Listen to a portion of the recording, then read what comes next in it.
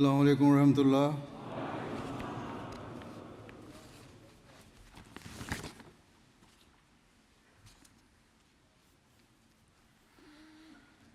أشهد أن لا إله إلا الله وحده لا شريك له وأشهد أن محمدا عبده ورسوله أما بعد فأعوذ بالله من الشيطان الرجيم بسم الله الرحمن الرحيم الحمد لله رب العالمين الرحمن الرحيم مالك يوم الدين إياك نعبد وإياك نستعين اهدنا الصراط المستقيم صراط الذين أنعمت عليهم غير المغضوب عليهم ولا الضالين۔ اللہ تعالیٰ کے فضل سے جلسہ سالانہ قادیان اب اپنے اختتام کو پہنچ رہا ہے۔ حضرت مسیح موعود علیہ السلام نے اس جلسے کے بارے میں فرمایا ہے کہ وہ امر ہے جس کی خالص تائید حق اور اعلاء کلمہ اسلام پر بنیاد ہے، اس لیے یہ عام جلسوں کی طرح نہیں ہے۔ فرمایا کہ اس جلسے کی بنیادی اینٹ اللہ تعالیٰ نے اپنے ہاتھ سے رکھی ہے اور اس کے لیے قومیں تیار کی ہیں جو عنقریب اس میں آ ملیں گی۔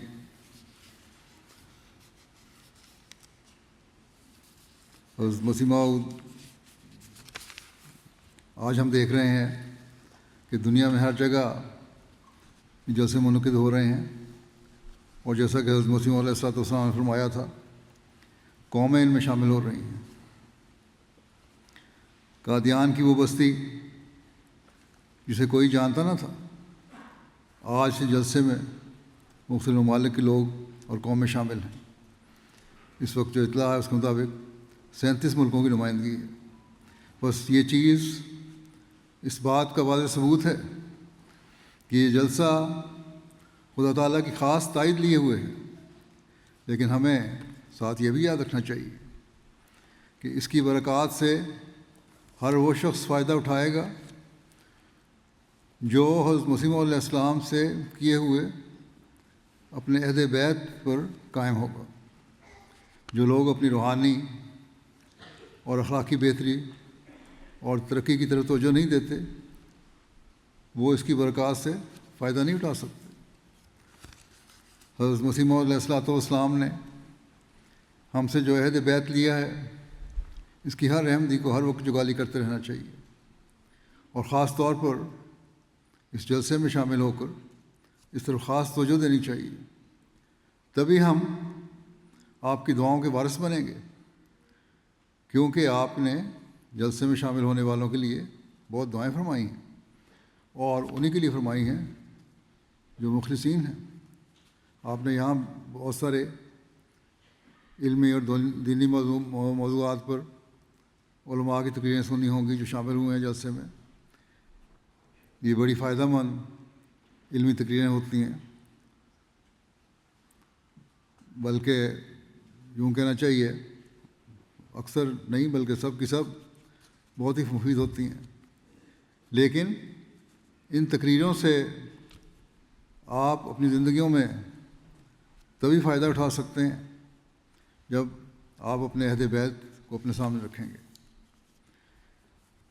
اس عہد کی سچے دل سے جگالی کرتے رہنا، اس کو دہراتے رہنا ہر احمدی کا فرض ہے۔ کچھ عرصے کے بعد لوگ بھول جاتے ہیں کہ انہوں نے بیعت کس بات پر کی تھی۔ یہ بھول جاتے ہیں کہ ہمارا احمدی ہونے کا مقصد کیا ہے۔ جب ہم اس بات کو یاد رکھیں گے مقصد کو، تو تبھی ہم اس عہد کو پورا کرنے والے ہو سکتے ہیں جس کے لیے ہم نے اپنے آپ کو حضرت مسیح موعود علیہ الصلوۃ والسلام کی جماعت میں شامل کیا۔ آپ کو اللہ تعالیٰ نے اس زمانے میں اس لیے مبعوث فرمایا تھا کہ جو لوگ اسلام کی تعلیم کو بھول چکے ہیں اور اللہ تعالیٰ سے دور ہٹ رہے ہیں ان کو دوبارہ خدا تعالیٰ کے قریب لایا جائے اور اسلام کی تعلیم کے بارے میں ان کو بتا کر انہیں دوبارہ عملی طور پر وہ مسلمان بنایا جائے جو کہ حضرت صلی اللہ علیہ وسلم بنانا چاہتے تھے۔ یہ وہی مقصد ہے جس کے لیے اللہ تعالیٰ نے حضرت صلی اللہ علیہ وسلم کو مبعوث فرمایا تھا، اور آپ نے اپنے صحابہ میں پاک تبدیلیاں پیدا کر کے ان کو عملی مسلمان بنایا تھا۔ بس یہ بہت اہم بات ہے جسے ہمیں ہمیشہ یاد رکھنا چاہیے۔ عہد بیت میں حضرت مسیح موعود علیہ الصلوۃ والسلام نے بہت سی شرائط رکھی ہیں۔ اس وقت میں ان شرائط کا تفصیل سے ذکر تو نہیں کر سکتا، لیکن مختصر بیان کر دیتا ہوں۔ سب سے پہلے آپ نے یہی فرمایا کہ جو میری بیعت میں شامل ہوتا ہے اس کے لیے بنیادی چیز یہ ہے کہ وہ کبھی شرک نہیں کرے گا یہاں تک کہ اسے موت آ جائے۔ اور شرک کیا ہے؟ لوگ سمجھتے ہیں کہ ہم نے تو کبھی کسی بت کو نہیں پوجا، ہم نے کسی کے آگے سجدہ نہیں کیا، اس لیے ہم مشرک نہیں ہیں۔ لیکن حضرت مسیح موعود علیہ الصلوۃ والسلام نے اس کی جو تعریف فرمائی ہے وہ ہمیں ہمیشہ اپنے سامنے رکھنی چاہیے۔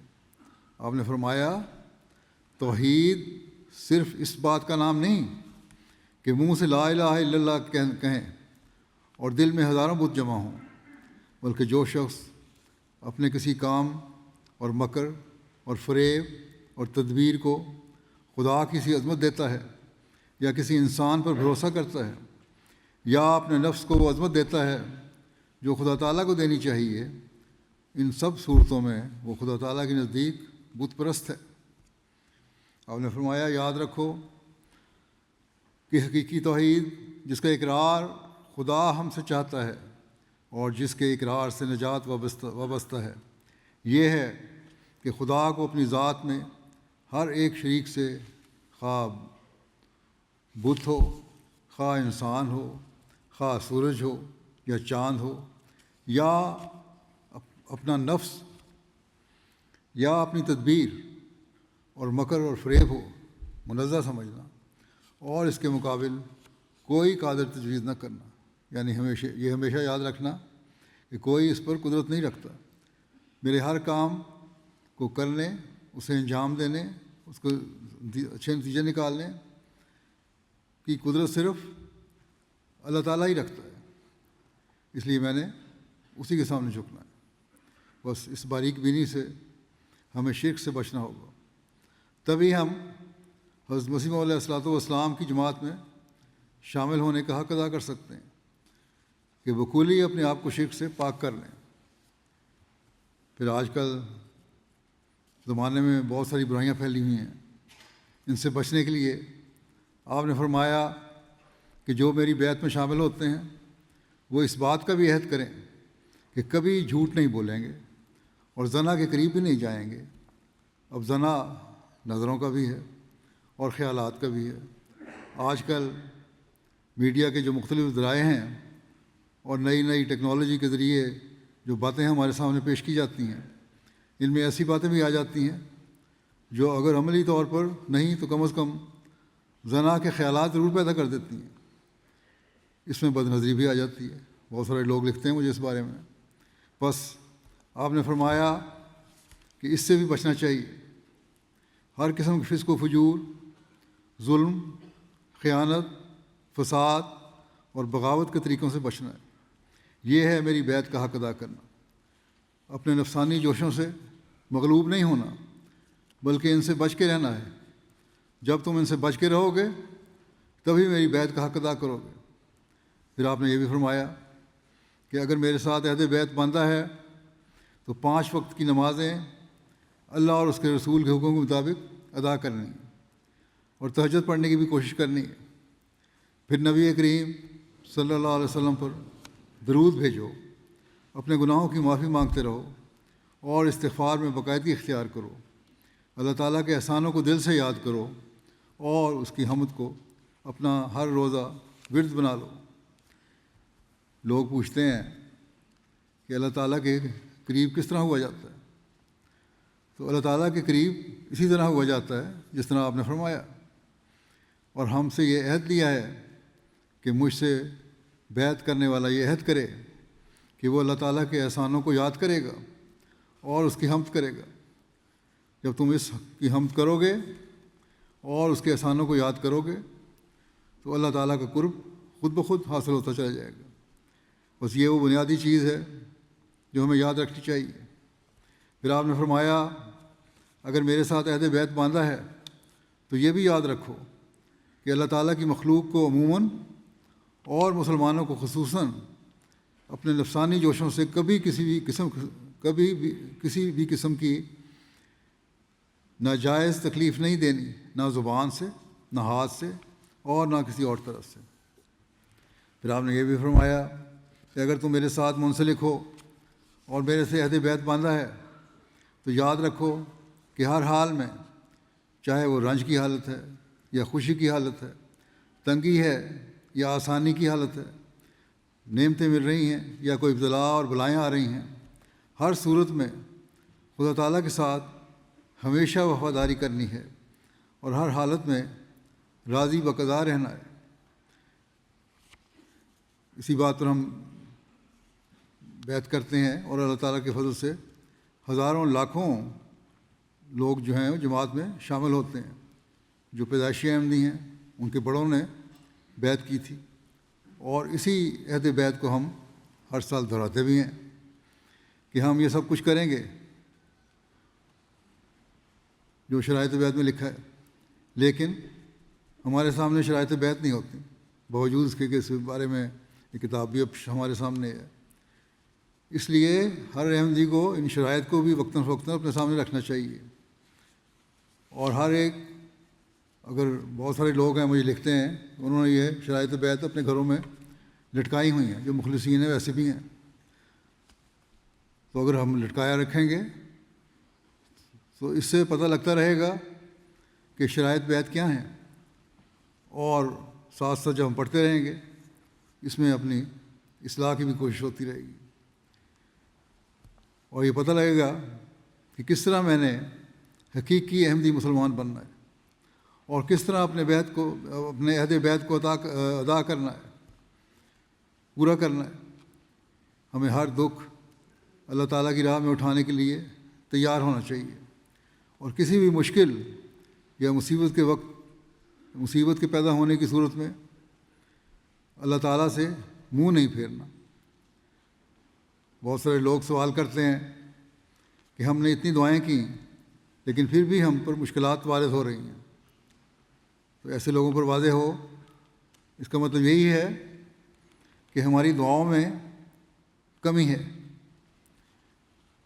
یا پھر اللہ تعالیٰ مزید ہمارا امتحان لینا چاہتا ہے۔ اس لیے اللہ تعالیٰ کے علاوہ ہماری کوئی اور جگہ ہی نہیں ہے جہاں ہم جا سکیں، اس لیے اللہ تعالیٰ کی طرف ہی جھکنا ہے، اور جب ہم اس کے سامنے جھکتے رہیں گے اور مستقل مزاجی سے اس کی عبادت کا حق ادا کرتے رہیں گے تو اللہ تعالیٰ پھر فضل بھی فرمائے گا۔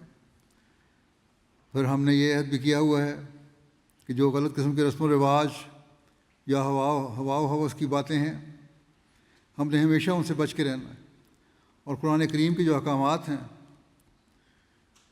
ان پر مکمل طور پر عمل کرنے کی کوشش کرنی ہے، ان کو تو اپنا دستور العمل بنانا ہے۔ اب اس کا ہم جائزہ لیں تو خود ہی میں پتہ لگ جائے گا کہ کس حد تک ہم اس پر عمل کر رہے ہیں۔ کیا ہم اللہ اور رسول کی باتوں پر 100% عمل کرنے والے ہیں؟ اگر نہیں تو ہمیں استغفار کرتے ہوئے اور اللہ تعالیٰ کے حضور جھکتے ہوئے اس طرح توجہ کرنی چاہیے، قرآنی احکام کی تلاش کر کے اس کے اوامر و نواہی کو سامنے رکھ کر اپنی زندگی گزارنے کی کوشش کرنی چاہیے۔ پھر آپ نے فرمایا کہ اگر میری بیعت میں آئے ہو تو پھر یہ بیماریاں بھی چھوڑنی پڑیں گی، یعنی کبھی تکبر نہیں کرنا، تکبر کی بیماری چھوڑو، مکمل طور پر اس کو چھوڑ دو، نخوت کو چھوڑ دو، اور ان نیکیوں کو اختیار کرنا ہوگا جیسے فروتنی ہے، عاجزی ہے، خوش خلقی ہے، اس کو اختیار کرنا ہوگا، حلیمی اور مسکینی سے زندگی بسر کرنے کا عہد کرنا ہوگا، تب ہی تم حقیقی احمدی بن سکتے ہو۔ بس اس بات کو ہمیں اپنے سامنے رکھنا چاہیے اور اس کا جائزہ لیتے رہنا چاہیے کہ کس حد تک ہمیں یہ باتیں ہیں۔ پھر آپ نے فرمایا میری جماعت میں شامل ہوئے ہو اور میری بیعت کی ہے تو پھر یہ بھی عہد کرو کہ دین کی عزت اور ہمدردی اسلام کو اپنی جان، اپنے مال، اپنی عزت، اپنی اولاد اور اپنے ہر ایک عزیز سے زیادہ عزیز سمجھو گے، مکمل طور پر اللہ تعالیٰ کی رضا حاصل کرنے کی کوشش کرو گے اور دین کی خاطر ہر قربانی کے لیے تیار رہو گے۔ ہم اپنے مختلف اجتماعات میں اور دوسرے موقعوں پر بھی یہ عہد دہراتے ہیں، لیکن یہ عہد صرف دہرانے کے لیے نہیں ہے، بلکہ اس کو ہم نے اپنے سامنے بھی رکھنا ہے اور اس پر عمل کرنے کی کوشش بھی کرنی ہے۔ پھر آپ نے فرمایا یہ بھی یاد رکھو کہ میری بیعت کا حق تب ہی ادا کر سکتے ہو جب اللہ تعالیٰ کی مخلوق سے ہمدردی ہو، اور یہ ہمدردی محض اللہ تعالیٰ کی خاطر ہو۔ جہاں تک تمہارا بس چلتا ہے، جو طاقتیں اور نعمتیں اللہ تعالیٰ نے تمہیں دی ہیں ان سے بنی نوع انسان کو فائدہ پہنچاؤ۔ اس کے لیے مالی قربانی بھی ہے، وقت کی قربانی بھی ہے، اور دوسرے طریقوں سے مدد کرنے کے ذرائع بھی ہیں۔ تو جس طریقے سے بھی انسان دوسروں کی اور اللہ تعالیٰ کی مخلوق کی مدد کر سکتا ہے وہ کرنی چاہیے۔ پھر آپ نے فرمایا کہ بیعت کا حق تو تبھی ادا ہوگا جب تم مجھ سے یعنی حضرت مسیح علیہ الصلوۃ والسلام سے کامل اطاعت کا نمونہ دکھاؤ گے۔ فرماتے ہیں کہ محض اللہ تعالیٰ کی خاطر یہ عہد کرو کہ آپ کی تمام معروف باتوں اور حکموں کی تعمیل کرو گے۔ جو شریعت کی باتیں آپ نے ہمیں بتائی ہیں، جو دین کی باتیں آپ نے ہمیں بتائی ہیں، جو اللہ تعالیٰ نے آپ کو فرمائیں، آپ نے آگے پھیلائیں، یا جو حضرت صلی اللہ علیہ وسلم اور قرآن کریم نے حکم دیے اور جس کی تعلیم حضرت مسیح علیہ الصلوۃ والسلام دیتے رہے، یہ عہد کرو کہ مرتے دم تک ان پر عمل کرنے کی کوشش کروں گا۔ حضرت مسیح علیہ السلام تو جیسا کہ میں نے پہلے بھی کہا ہے اس دنیا میں اس لیے آئے تھے کہ اسلام کی تعلیم پر جو زمانے اور غلط قسم کے لوگوں کی وجہ سے ایک طرح کی گرد پڑ گئی تھی، اس کو صاف کر کے اور نکھار کر اسلام کو دنیا کے سامنے پیش کیا جائے، اور اصل دین جو حضرت صلی اللہ علیہ وسلم لائے تھے اس کو لوگوں کے سامنے پیش کر کے اس پر عمل کروانے کی کوشش کی جائے اور اس کے لیے ایک جماعت تیار کی جائے۔ بس یہ ہے وہ مقاصد جن کے لیے آپ آئے تھے۔ آپ نے فرمایا کہ جب تمہاری یہ صورتحال ہوگی کہ ہر طرح سے میری اطاعت کرو گے اور کوئی بھی دنیاوی رشتہ، تعلق یا کسی بھی قسم کی حالت یا خادمانہ حالت جو ہے اس تعلق میں روک بننے والی نہیں ہوگی، تب ہی تم بیعت کا حق ادا کر سکتے ہو۔ بس یہ بہت اہم بات ہے جسے ہمیں ہمیشہ یاد رکھنا چاہیے۔ اگر ایسا ہوگا تو تب ہی ہم کہہ سکتے ہیں کہ ہم نے حضرت مسیح علیہ الصلوۃ والسلام کی بیعت کا حق ادا کیا اور اس کی کوشش کر رہے ہیں۔ اسی مقصد کے لیے آج ہم اس جلسے پر بھی آئے، کیونکہ آپ نے جلسے کے مقاصد کے حوالے سے یہی بتایا کہ یہ دینی جلسہ ہے اور اللہ تعالیٰ کی خاص تائید سے یہ جلسہ جاری کیا گیا ہے تاکہ اللہ تعالیٰ ہمیں باخدا انسان بنا سکے۔ اب ہم میں سے ہر ایک کو اپنا جائزہ لینا چاہیے کہ وہ کس حد تک ان باتوں پر عمل کر رہا ہے۔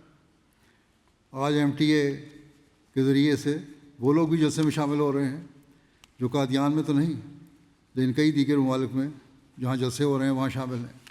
اس وقت میرے سامنے بھی بہت سے لوگ بیٹھے ہوئے ہیں، ہزاروں۔ ان ممالک کے مقامی احمدیوں نے بھی انہی شرائط پر بیعت کی ہے، اس لیے ان کو بھی ان باتوں کو ہمیشہ اپنے سامنے رکھنا چاہیے۔ ہم دیکھتے ہیں کہ اس جلسے میں جیسا کہ حضرت اقدس مسیح موعود علیہ الصلوۃ والسلام نے فرمایا تھا مختلف قومیں شامل ہو رہی ہیں. اس وقت مختلف مقامات پر بیٹھے ہوئے لوگ ہمیں نظر آ رہے ہیں جو مختلف قوموں سے تعلق رکھتے ہیں. ان سب کو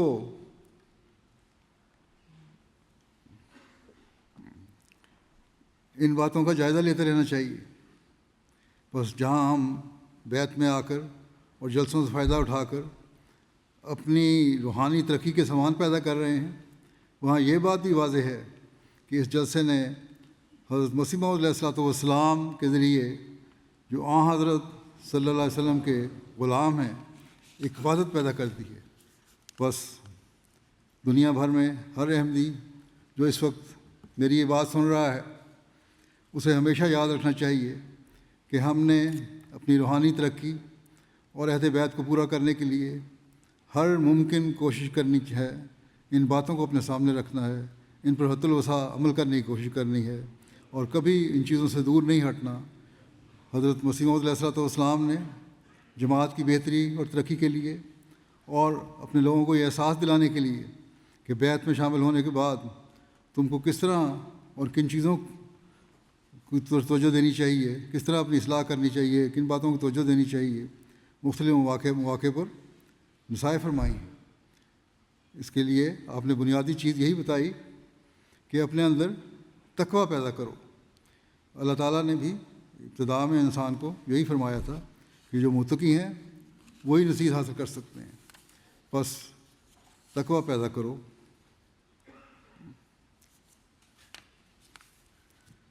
تبھی تم شرک سے بچ سکو گے، تبھی حقوق العباد ادا کر سکو گے اور تبھی اللہ تعالیٰ کا حق بھی ادا کر سکو گے. بس ہمیں اس بات کو ہمیشہ اپنے سامنے رکھنا چاہیے. حضرت مسیح موعود علیہ الصلوۃ والسلام ایک جگہ فرماتے ہیں کہ جب تک عمل نہ ہو لفاظی سے کام نہیں ہوتا. اگر تم اسلام کی خدمت کرنا چاہتے ہو، اگر تم اپنے حق بیت کو ادا کرنا چاہتے ہو تو پہلے تمہیں تقویٰ اور طہارت کو خود اختیار کرنا پڑے گا. اور جب تم یہ کرو گے تو تم پھر خدا تعالیٰ کی پناہ کے حصن حسین میں آ جاؤ گے. اس کے ایسے مضبوط قلعے میں آ جاؤ گے جہاں تمہیں کوئی نقصان نہیں پہنچا سکے گا. لوگوں کو یہ شکوے پیدا ہوتے ہیں کہ ہماری دعائیں قبول نہیں ہوئیں، ہم نے دنیا کے لیے یہ دعا کی، وہ دعا کی. تو پہلے ہمیں یہ جائزہ لینا چاہیے کہ کیا ہم نے اللہ تعالیٰ سے قرب حاصل کرنے کے لیے دعا کی؟ کیا آپ نے اندر وہ تقویٰ پیدا کیا جس کی خدا تعالیٰ نے ہمیں تلقین فرمائی تھی؟ اگر نہیں تو پھر ہمارے شکوے بے فائدہ ہیں. آپ نے نصیحت کرتے ہوئے فرمایا کہ دیکھو مسلمانوں کی بیرونی طاقت کیسی کمزور ہو گئی. قومیں ان کو نفرت اور حقارت کی نظر سے دیکھتی ہیں، اور آج کل تو یہ صورتحال اور بھی زیادہ بڑھ گئی ہے، خاص طور پر غیر مسلم دنیا میں، مغربی دنیا میں یہ باتیں بہت زیادہ بڑھتی جا رہی ہیں. فرمایا کہ اگر تمہاری اندرونی اور قلبی طاقت بھی کمزور اور پست ہو گئی تو پھر تو خاتمہ ہی سمجھو. اگر اللہ تعالیٰ سے تعلق بھی نہیں رہا، تمہارا روحانیت بھی ختم ہوگی، تو پھر دنیا سے تو نفرت ہو ہی رہی ہے. اللہ تعالیٰ کی پکڑ میں نہ آ جاؤ کہیں، پھر تو ختم ہی ہوگے تم. فرمایا کہ تم اپنے نفسوں کو ایسے پاک کرو کہ قوت قدسی ان میں سرایت کرے. آپ نے فرمایا اگر تم نے یہ مقابلہ کرنا ہے، جو قومیں نفرت اور حقارت کی نظر سے تمہیں دیکھ رہی ہیں، ان کی اس نفرت اور حقارت کو دور کرنا ہے، تو پھر اپنی حالتوں کو بہتر کرنا پڑے گا، اپنے نفسوں کو پاک کرنا پڑے گا. اور جب یہ کرو گے تبھی اللہ تعالیٰ کی مدد بھی تمہارے شامل حال ہوگی. آپ نے فرمایا کہ اتنا کافی نہیں ہے کہ عہد بیت کر لیا یا یہ کہہ دیا کہ میں مسلمان ہوں. ایک شخص کہتا ہے کہ ہاں الحمدللہ اسلام سچا ہے اور میں مسلمان ہوں. آپ نے فرمایا اصل چیز تقویٰ ہے اور طہارت ہے. فرمایا کہ اگر تم نے حقیقی سپاس گزاری یعنی تقویٰ اور طہارت کی راہیں اختیار کر لیں تو میں تمہیں بشارت دیتا ہوں کہ تم سرحد پر کھڑے ہو اور کوئی تم پر غالب نہیں آ سکتا. اپنی ایسی سرحدوں کی تم نے حفاظت کر لی ہے، تم نے اپنی سرحدوں کی ایسی حفاظت کر لی ہے کہ کوئی تم پر حملہ آور کامیاب نہیں ہو سکتا. بس یہ باتیں ہمیں ہمیشہ یاد رکھنی چاہیے. پھر ایک جگہ آپ نے فرمایا کہ تقویٰ ہی ایک ایسی چیز ہے جس کو شریعت کا خلاصہ کہہ سکتے ہیں۔ اگر شریعت کو مختصر طور پر بیان کرنا چاہیں تو مغز شریعت تقویٰ ہی ہو سکتا ہے۔ بس یہ ایک ایسی بنیادی چیز ہے جو ہمیں ہمیشہ یاد رکھنی چاہیے۔ اگر تقویٰ ہوگا تو تبھی ہم کہہ سکتے ہیں کہ ہمارا مسلمان ہونا اور ہمارا احمدی ہونا ہمیں فائدہ دے سکتا ہے، ورنہ نہیں۔ اب تقویٰ کے مدارج اور مراتب کے بارے میں آپ فرماتے ہیں کہ یہ بہت سارے ہیں، یعنی تقویٰ کے مدارج بہت ہیں، لیکن اگر طالب صادق ہو کر ابتدائی مراتب اور مراحل کو استقلال اور خلوص سے طے کرے تو وہ اس راستی اور طلب صدق کی وجہ سے اعلیٰ مدارج کو پا لیتا ہے۔ بنیادی چیز تقویٰ ہے، اگر اسے پیدا کر لو تو باقی مدارج بھی حاصل ہوتے جائیں گے اور اللہ تعالیٰ سے تعلق بھی پیدا ہوتا جائے گا۔ اللہ تعالیٰ فرماتا ہے انما یتقبل اللہ من المتقین، کہ اللہ تعالیٰ تو متقیوں کی دعاؤں کو قبول فرماتا ہے۔ یہ گویا اس کا وعدہ ہے اور اس کے وعدے میں تخلف نہیں ہوتا، کبھی خلاف نہیں کرتا، جیسا کہ اللہ تعالیٰ نے خود فرمایا ہے ان اللہ لا یخلف المیعاد۔ بس جس حال میں تقویٰ کی شرط قبولیت دعا کے لیے غیر منفک شرط ہے جس کا کوئی انکار نہیں ہو سکتا، تو ایک انسان غافل اور بے راہ ہو کر اگر قبولیت دعا چاہے تو کیا وہ احمق اور نادان نہیں ہے؟ تقویٰ اختیار نہیں کیا اور دعائیں کہتے ہوئے قبول ہو جائیں پھر اس کو احمق ہی کہیں گے۔ فرماتے ہیں کہ اگر اللہ تعالیٰ نے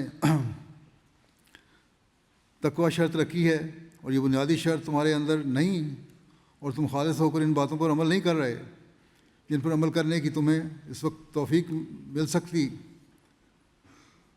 اگر تمہیں تقویٰ تمہارے اندر ہو اور جو شرائط بیت میں بھی آپ نے بیان کیا ہے، تو اگر وہ نہیں ہے تو پھر ایسے شخص کو احمق اور نادان ہی کہیں گے، کیونکہ تقویٰ اس میں ہے نہیں۔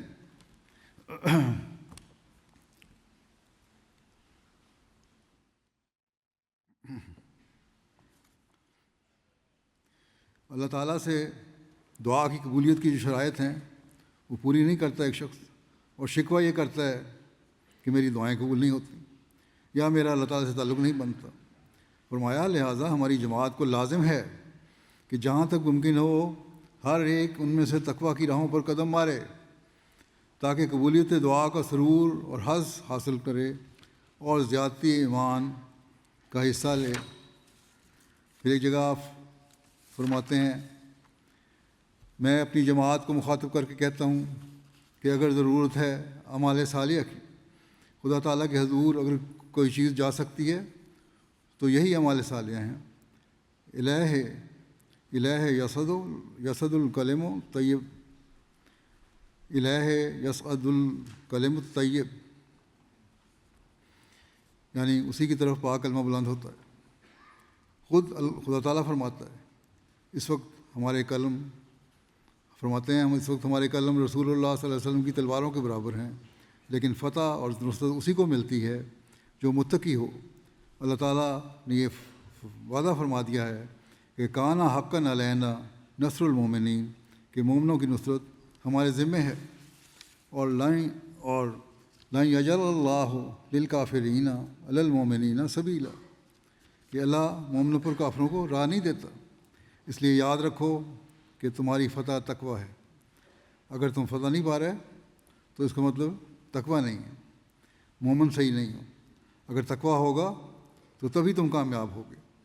ابھی شکوہ کہ حالات خراب ہیں، فلاں جگہ تنگی ہے، تو واضح ہو کہ ان تنگیوں کو دور کرنے کے لیے ضروری ہے کہ ہم اپنے اندر تقویٰ پیدا کریں اور اللہ تعالیٰ سے ایک خاص تعلق جوڑیں اور باریک بینی سے اس طرح توجہ دیں کہ ہماری کوئی حرکت، کوئی عمل، کوئی سوچ کسی بھی قسم کے شرک کو لیے ہوئے نہ ہو، کسی قسم کا چھپا ہوا مخفی شرک ہمارے اندر نہ ہو۔ بس یہ بہت اہم بات ہے اور جس کی نصیحت آپ نے ہمیں بار بار فرمائی ہے، اس طرف ہمیں ہمیشہ توجہ کرتے رہنا چاہیے۔ اسی طرح بیعت کے بارے میں آپ فرماتے ہیں کہ صرف بیعت کافی نہیں ہے بلکہ تقویٰ ضروری ہے۔ آپ فرماتے ہیں کہ اگر ہم میری باتیں کرتے ہیں تو یاد رکھو کچھ فائدہ نہیں ہے۔ فتح کے لیے ضروری ہے کہ تقویٰ کی، اگر فتح چاہتے ہو تو متقی بنو، آپ نے توجہ دلائی کہ ضروری امر یہ ہے کہ ہم اپنے اخلاق اور اعمال میں ترقی کریں اور تقوی اختیار کریں تاکہ خدا تعالیٰ کی نصرت اور محبت کا فیض ہمیں ملے۔ پھر خدا کی مدد کو لے کر ہمارا فرض ہے اور ہر ایک ہم میں سے جو کچھ کر سکتا ہے اس کو لازم ہے کہ ان حملوں کے جواب دینے میں کوتاہی نہ کرے جو اسلام پر ہوتے ہیں، لیکن ہمیشہ یاد رکھیں کہ اس میں اپنی بڑائی نہیں ہے۔ یہاں تبلیغ کرنے والے ہیں، ان کو بھی میں نصیحت کر جاؤں، میں نے پہلے بھی خطبہ میں ذکر کیا تھا کہ جو لوگ اپنی بڑائی بیان کرنے لگ جاتے ہیں، آپ نے فرمایا کہ جواب دیتے وقت نیت یہی ہو کہ خدا تعالیٰ کا جلال ظاہر ہو۔ جہاں بھی مخالف کے مقابلے میں اپنی دلیل دینی ہے یا جواب دینا ہے، وہاں اصل مقصد یہی ہونا چاہیے کہ خدا تعالیٰ کا جلال ظاہر ہو۔ پھر آپ فرماتے ہیں کہ دیکھو تقوی اختیار کرو تاکہ تم اس بیعت کا حق ادا کرنے والے بنو جو میرے مقاصد ہیں ان کو پورا کرنے والے بھی بنو، ان مقاصد کو پورا کرنے والے بنو، بیعت کا حق ادا کرنے والے بنو۔ آپ نے فرمایا کہ نمازوں میں عاجزی کرو، تہجد کی عادت ڈالو اور تہجد میں رو رو کر دعائیں مانگو، کیونکہ خدا تعالیٰ گڑ گڑانے والوں اور تقوی اختیار کرنے والوں کو ضائع نہیں کرتا۔ آپ فرماتے ہیں کہ جماعت متقی بن جائے اور نمازوں میں خشوع و خضوع کی عادت کرے، یہاں تو پھر ہی کامیابی ہے۔ یہاں بھی بعض لوگ مجھے ملتے ہیں، باہر سے بھی آئے ہوتے ہیں، پاکستان سے بھی بعض لوگ آئے کہہ دیتے ہیں کہ ہم نے بہت دعائیں کی اور بہت دعائیں کرتے ہیں۔ تو میں انہیں یہی کہا کرتا ہوں بعضوں کو کہ بے شک دعائیں کرتے ہوں گے آپ بہت، لیکن ابھی وہ معیار نہیں حاصل ہوا جو ہونا چاہیے، اسے اونچا کرنے کی ضرورت ہے۔ اسی طرح باقی دنیا میں بھی اگر ہم نے اللہ تعالیٰ کے فضلوں کو حاصل کرنا ہے تو معیار مزید بلند کرنے کی ضرورت ہے۔ آپ نے فرمایا کہ جماعت کو متقی بننا پڑے گا، اس لیے نمازوں میں خشوع و خضوع کی عادت ڈالو۔ لکھنے والے لکھتے ہیں اور بیان کرنے والے بیان کرتے ہیں کہ ایک دن بڑے درد سے آپ نے فرمایا کہ اصلاح اور تقوی پیدا کرو، ایسا نہ ہو کہ تم میری راہ میں روک بن جاؤ۔ اس میں بڑا درد ہے۔ آپ نے فرمایا کہ اگر میری بیعت کی ہے تو پھر اپنی اصلاح بھی کرو اور اللہ تعالیٰ سے تعلق میں بڑھنے کا ایک درد پیدا کرو، اور اللہ تعالیٰ نے جو باتیں کی ہیں ان پر عمل کرنے کا درد پیدا کرو۔ ایسا نہ ہو کہ تم میرے مقصد اور مشن کو پورا کرنے میں کہیں روک بن جاؤ۔ آپ نے فرمایا کہ ان چیزوں کو حاصل کرنے کے لیے استغفار بھی ضروری ہے۔ فرماتے ہیں خوب یاد رکھو کہ اللہ تعالیٰ کو چھوڑ کر دوا اور تدبیر پر بھروسہ کرنا حماقت ہے۔ اپنی زندگی میں ایسی تبدیلی پیدا کر لو کہ معلوم ہو کہ گویا نئی زندگی ہے۔ بیعت کا فائدہ تبھی ہے جب ہم اپنی زندگی میں ایک پاک تبدیلی پیدا کریں، ایک ایسی نئی زندگی اور تبدیلی پیدا کریں جو واضح ہو اور نظر آئے۔ فرمایا کہ استغفار کی کثرت کرو۔ جن لوگوں کو کثرت اشغال دنیا کے باعث کم فرصتی ہے، یعنی لوگ دنیا کی شغلوں اور کاموں میں پڑے رہتے ہیں اور انہیں استغفار اور دین کی طرف توجہ کرنے کی فرصت نہیں ملتی، ان کو سب سے زیادہ ڈرنا چاہیے۔ فرمایا کہ دنیا میں پڑے ہوئے جو لوگ ہیں ان کو سب سے زیادہ ڈرنا چاہیے ملازمت پیشہ لوگوں سے۔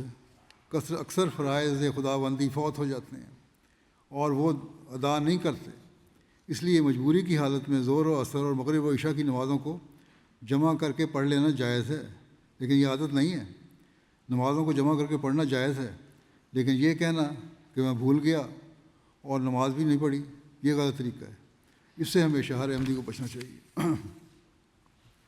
بہت سے لوگ نمازوں کی طرف توجہ نہیں دیتے۔ اب جلسے پر آئے ہیں تو 3 دن جلسے کے دوران جہاں جہاں بھی جلسے ہو رہے ہیں انہوں نے نمازوں اور تہجد کی طرف توجہ دی ہوگی، اور رپورٹیں بھی یہی آ رہی ہیں کہ توجہ دے رہے ہیں، لیکن جب گھروں میں جاتے ہیں تو وہ باقاعدگی نہیں رہتی جو ہونی چاہیے۔ اس لیے آپ نے فرمایا کہ حقوق اللہ اور حقوق العباد میں ظلم و زیادتی نہ کرو۔ اگر یہ صحیح طرح ادا کرو گے تو اللہ تعالیٰ تمہیں دنیاوی نعمتوں سے بھی نوازتا چلا جائے گا۔ اسی طرح حضرت مسیح علیہ الصلوۃ والسلام اپنی جماعت کو نصیحت کرتے ہوئے ایک جگہ فرماتے ہیں اللہ تعالیٰ کسی کی پرواہ نہیں کرتا مگر صالح بندوں کی۔ اگر صالح بندے ہو تو پھر اللہ تعالیٰ ضرور پرواہ کرتا ہے، ان کے جذبات کا بھی حال رکھتا ہے، ان کی دعائیں بھی سنتا ہے۔ فرمایا آپس میں اخوت اور محبت کو پیدا کرو اور درندگی اور اختلافات کو چھوڑ دو، ہر ایک قسم کے ہزل اور تمسخر سے مطلقاً کنارہ کش ہو جاؤ، ہر طرح کے مذاق یا کسی قسم کا استہزاء جو کرتے ایک دوسرے کا اسے مکمل طور پر چھوڑ دو، کیونکہ تمسخر انسان کے دل کو صداقت سے دور کر کے کہیں کا کہیں پہنچا دیتا ہے۔ آپس میں ایک دوسرے کے ساتھ عزت سے پیش آؤ، ہر ایک اپنے آرام پر اپنے بھائی کے آرام کو ترجیح دے، اللہ تعالیٰ سے ایک سچی صلح پیدا کر لو اور اس کی اطاعت میں واپس آ جاؤ، اور اللہ تعالیٰ کا غضب زمین پر فرمایا اللہ تعالیٰ کا غضب زمین پر نازل ہو رہا ہے، اور اس سے بچنے والے وہی ہیں جو کامل طور پر اپنے سارے گناہوں سے توبہ کر کے اس کے حضور میں آتے ہیں۔ بس آج کل دنیا کے جو حالات ہیں ان میں ہمیں خاص طور پر بہت زیادہ غور کرنا چاہیے اور ذہن میں رکھنا چاہیے کہ یہ حالات اللہ تعالیٰ کے غضب کا ذریعہ بن رہے ہیں، اس لیے ہمیں حقیقی طور پر اپنے عہد بیعت کو نبھانے کی ضرورت ہے۔ آپ فرماتے ہیں تم یاد رکھو کہ اگر اللہ تعالیٰ کے فرمان میں تم اپنے تئیں لگاؤ گے اور اس کے دین کی حمایت میں سائی ہو جاؤ گے، مکمل طور پر کوشش کرو گے، تو خدا تمام رکاوٹوں کو دور کر دے گا اور تم کامیاب ہو جاؤ گے۔ کیا تم نے نہیں دیکھا کہ کسان عمدہ پودوں کی خاطر کھیت میں سے ناکارہ چیزوں کو اکھاڑ کر پھینک دیتا ہے اور اپنے کھیت کو خوشنما درختوں اور بارآور پودوں سے آراستہ کرتا ہے اور ان کی حفاظت کرتا ہے اور ہر ایک ضرر اور نقصان سے ان کو بچاتا ہے، مگر وہ درخت اور پودے جو پھول نہ لائیں اور گلنے اور خشک ہونے لگ جائیں ان کی مالک پرواہ نہیں کرتا۔ کوئی مویشی آ کر ان کو کھا جائے یا کوئی لکڑہارا ان کو کاٹ کر تنور میں ڈال دے، اس سے مالک کو کچھ فرق نہیں پڑتا۔ سو ایسا ہی تم بھی یاد رکھو کہ اگر تم خدا تعالیٰ کے حضور میں صادق ٹھہرو گے تو کسی کی مخالفت تمہیں تکلیف نہیں دے گی، بس اگر بیعت کی ہے تو سچائی سے اس کا حق ادا کرنا ہوگا، تب مخالفت تمہیں کوئی تکلیف نہیں دے گی۔ اللہ تعالیٰ کی رضا کی خاطر ہر مخالفت تکلیف کو تم معمولی سمجھو گے۔ پھر فرمایا پر اگر تم اپنی حالتوں کو درست نہ کرو اور اللہ تعالیٰ سے فرما برداری کا ایک سچا عہد نہ باندھو تو پھر اللہ تعالیٰ کو کسی کی پرواہ نہیں۔ ہزاروں بھیڑیں اور بکریاں روز ذبح ہوتی ہیں پر ان پر کوئی رحم نہیں کرتا، لیکن اگر ایک آدمی مارا جاوے تو کتنی زیادہ باز پرس ہوتی ہے اور اس پر شور مچتا ہے۔ سو اگر تم اپنے آپ کو درندوں کی مانند بیکار اور لاپرواہ بناؤ گے تو تمہارا بھی ایسا ہی حال ہوگا۔ پھر بہت زیادہ انذار ہے، بہت زیادہ ڈرایا آپ نے، پھر اللہ تعالیٰ کو کوئی پرواہ نہیں ہوگی۔ چاہیے کہ تم خدا کے عزیزوں میں شامل ہو جاؤ تاکہ کسی وبا کو یا آفت کو تم پر ہاتھ ڈالنے کی ضرورت نہ ہو سکے، یعنی اللہ تعالیٰ پھر تمہاری دعائیں قبول کرے گا اور تم بلاؤں اور وباؤں سے محفوظ رہو گے۔ فرمایا کیونکہ کوئی بات اللہ تعالیٰ کی اجازت کے بغیر زمین پر نہیں ہو سکتی۔ ہر ایک آپس کے جھگڑے، جوش اور عداوت کو درمیان میں سے اٹھا دو، آپس کے جھگڑے چھوڑ کر بھائی بھائی بن کے رہو، ایک قوم بن کے رہو، اور ایک خاص محبت اور پیار کا سلوک تمہیں پیدا ہو جائے کہ یہی چیز تمہیں بچا سکتی ہے، یہی جماعت کا ایک خاص ہونا چاہیے، یہی ایک نشان ہونا چاہیے۔ اس لیے ہمیں ہر ایک کو اپنے اس لحاظ سے بھی جائزہ لیتے رہنا چاہیے۔ فرمایا عداوت کو درمیان میں سے اٹھا دو کہ اب وہ وقت ہے کہ تم ادنا باتوں سے اعراض کر کے اہم اور عظیم الشان کاموں میں مصروف ہو جاؤ۔ چھوٹی چھوٹی باتوں کو چھوڑو، اہم کام دیکھو کیا ہے۔ لوگ تمہاری مخالفت کریں گے پر تم ان کو نرمی سے سمجھاؤ اور جوش کو ہرگز کام میں نہ لاؤ، یہ میری وصیت ہے، اور اس بات کو وصیت کے طور پر یاد رکھو، ہرگز تندی اور سختی سے کام نہ لینا بلکہ نرمی، آہستگی اور خلق سے ہر ایک کو سمجھاؤ۔ وسیع نسائیہ اپنے بڑے درد سے فرمائیں۔ پھر ایک جگہ بڑے درد کا اظہار کرتے ہوئے اپنے ایک الہام کا ذکر کیا جو 22 جون 1899 کا ہے کہ بہت دفعہ خدا کی طرف سے یہ الہام ہوا کہ تم لوگ متقی بن جاؤ اور تقویٰ کی باریک راہوں پر چلو تو خدا تمہارے ساتھ ہوگا۔ جماعت کو کروایا، بس یہ بنیادی چیز ہے جو اللہ تعالیٰ نے آپ کو بتائی کہ اپنی جماعت میں یہ پیدا کرو۔ آپ نے فرمایا اس سے میرے دل میں بڑا درد پیدا ہوتا ہے کہ میں کیا کروں کہ ہماری جماعت سچا تقویٰ اور طہارت اختیار کرے۔ پھر فرمایا میں اتنی دعا کرتا ہوں کہ دعا کرتے کرتے ذوف کا غلبہ ہو جاتا ہے، بعض اوقات غشی اور ہلاکت تک نوبت پہنچ جاتی ہے۔ یہ حال ہے میرا تم لوگوں کے صدمے میں کہ اللہ تعالیٰ جماعت میں ایسا تقویٰ پیدا کر دے بس اس بات کو سن کر ہم اپنے جائزہ لینا چاہیے کہ ہم کس حد تک تقویٰ کی راہوں پر چلتے ہوئے اپنے عہد بیعت کو نبھانے والے ہیں۔ جس کی بیعت ہم نے کی ہے، اس کا تو یہ حال ہے کہ ہمارے درد میں دعائیں کر کر کے اس پر غشی طاری ہو رہی ہے، ذوف پیدا ہو رہا ہے، اور ہم ہیں کہ اللہ تعالیٰ کے بنیادی حقوق بھی ادا نہیں کر رہے پوری طرح، یا بندوں کے حقوق ادا نہیں کر رہے۔ بس یہ بہت سوچنے سمجھنے اور خوف کا مقام ہے کہ کہیں اللہ تعالیٰ ہم سے وہ برکات نہ چھین لے جو بیعت میں آ کر ہمیں ملنی چاہیے۔ فرمایا جب تک کوئی جماعت خدا تعالیٰ کی نگاہ میں متقی نہ بن جائے، خدا تعالیٰ کی نصرت اس کے شامل حال نہیں ہو سکتی۔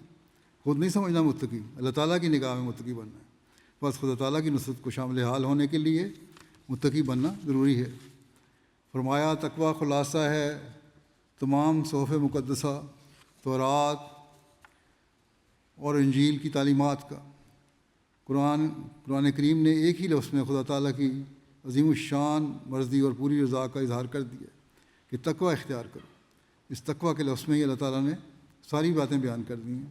تم حقوق العباد اور حقوق اللہ کی ذمہ داریاں، تمام حقوق اللہ اور حقوق العباد کی ذمہ داریاں اللہ تعالیٰ نے اس تقویٰ کے لفظ میں بیان فرما دی۔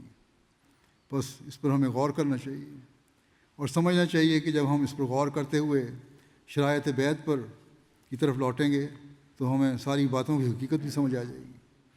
آپ نے فرمایا میں اس فکر میں بھی ہوں کہ اپنی جماعت میں سے سچے متقیوں، دین کو دنیا پر مقدم کرنے والوں اور منقطعین اللہ کو الگ کروں اور بعض دینی کام ان کے سپرد کروں۔ ایسے لوگوں کی تلاش آپ نے کی کہ ان کو سلیکٹ کروں، پھر ان کو یہ کام دوں۔ بس ہمیں کوشش کرنی چاہیے کہ ہمیں سے ہر ایک ان لوگوں میں شامل ہو جن کی آپ کو تلاش ہے، اور پھر دین کی عظمت کے لیے اور دین کو پھیلانے کے لیے ہم اپنا کام کریں، اپنے فرائض ادا کریں۔ خاص طور پر اس زمانے میں جو لوگ واقفی زندگی ہیں انہیں بہت غور کرنا چاہیے۔ اب اللہ تعالیٰ کے فضل سے وقف نو کی بھی ایک خاص کھیپ تیار ہو رہی ہے۔ ان کو تو خاص طور پر حضرت مسیح موعود علیہ السلام کی اس بات کو یاد رکھنا چاہیے، اور عمومی طور پر بھی جیسا کہ میں نے کہا ہر فرد جماعت کا فرض ہے کہ تقویٰ پر چلے اور حضرت مسیح موعود علیہ السلام کی دعاؤں کا وارث بنے۔ آپ نے اپنے ماننے والوں کے لیے ایک دعا کی ہے کہ اے رب العالمین، تیرے احسانوں کا میں شکر نہیں کر سکتا، تو نہایت ہی رحیم و کریم ہے اور تیرے بے غایت مجھ پر احسان ہے۔ میرے گناہ بخش تا میں ہلاک نہ ہو جاؤں، میرے دل میں اپنی خالص محبت ڈال دے تا مجھے زندگی حاصل ہو، اور میری پردہ پوشی فرما اور مجھ سے ایسے عمل کرا جن سے تو راضی ہو جائے۔ میں تیری وجہ کریم کے ساتھ اس بات سے بھی پناہ مانگتا ہوں کہ تیرا غضب مجھ پر وارد ہو۔ رحم فرما اور دنیا اور آخرت کی بلاؤں سے مجھے بچا کہ ہر ایک فضل و کرم تیرے ہی ہاتھ میں ہے۔ بس یہ دعائیں جو آپ نے کی ہیں یا آپ نے ہمیں سکھانے کے لیے کی ہیں، اور ہمیں یہ دعا کرنے کی تلقین فرمائی ہے کہ یہ دعا کرو اور اللہ تعالیٰ سے تعلق پیدا کرو، اس کے لیے دعا مانگو، اللہ تعالیٰ اس تعلق کو بڑھاتا چلا جائے۔ بس اگر ہم ان باتوں پر عمل کریں گے تو ہم انشاءاللہ تعالیٰ ان مقاصد کو حاصل کرنے والے ہوں گے جن کے لیے حضرت مسیح موعود علیہ السلام آئے تھے اور جن کے حصول کے لیے ہم نے آپ سے عہد بیعت باندھا ہے۔ اگر ہمیں حضرت مسیح موعود علیہ السلام کی دعاؤں کا وارث بننا ہے، اور خاص طور پر ان دعاؤں کو وارث بننا ہے جو جلسہ میں شامل ہونے والوں کے لیے آپ نے کی ہیں، تو ہمیں ہمیشہ ان باتوں کو اپنے سامنے رکھنا ہوگا۔ عہد بیعت کو سمجھنے اور دہرانے کے لیے جیسا کہ میں نے کہا اپنے سامنے رکھیں ہر وقت، یا ایسی جگہ پر رکھیں جہاں نظر پڑتی رہے۔ لوگ بہت ساری چیزیں فریم لگا کر رکھتے ہیں، اگر یہ بھی لگا کے رکھ لیں تو اس سے فائدہ ہی ہوگا۔ اللہ کرے کہ ہم میں سے ہر ایک اپنی حالتوں میں پاک تبدیلیاں پیدا کرنے والا ہو اور اس کوشش میں ہو کہ ہم نے شرائط بیعت کو بھی پورا کرنے کی کوشش کرنی ہے۔ اس بارے میں حضرت مسیح موعود علیہ السلام نے بے شمار نصائح بہت درد کے ساتھ کی ہیں، بعض کو میں نے اس وقت بیان کیا آپ کے سامنے۔